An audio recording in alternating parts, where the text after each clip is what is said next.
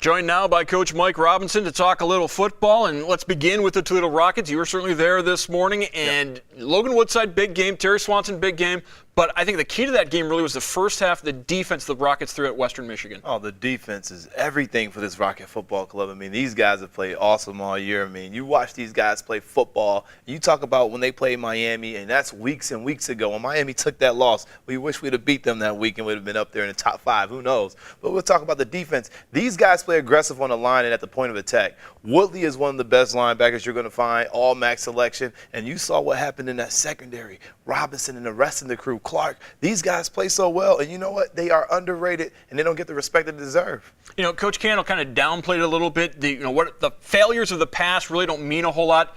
Yet you could tell this was a meaningful victory to get back to the MAC title game. This meant everything to the whole entire city. I mean, Coach Candle's going to downplay it. That's his job as a head coach. Your job is to downplay this, to keep it down so these players don't get too high or get too low. You want to keep them mellowed out and keep them centered. So when you do that, it makes it a little bit more sweeter for the players because now they understand that they got to stay humble. They got to stay humble. But these are the key lessons that take you throughout life as well. So it's a very good message because the hype is going to be around you, but you got to make sure you focus on you and what's going on in that locker room. So next Saturday, Rockets will be at Ford Field to take on Akron. Now today at Ford Field, Whiteford Bobcats, they just blew out Saginaw Nouvelle, and Whiteford is now the second most scoring season in Michigan high school history. Over 700 points this year. Only one other school in the history of Michigan high school has scored more points in a year than the Bobcats this season. Well, I would like to meet the guys that scored more points than them, but you know what? I really like this Whiteford team. Hats off to Mensing and crew.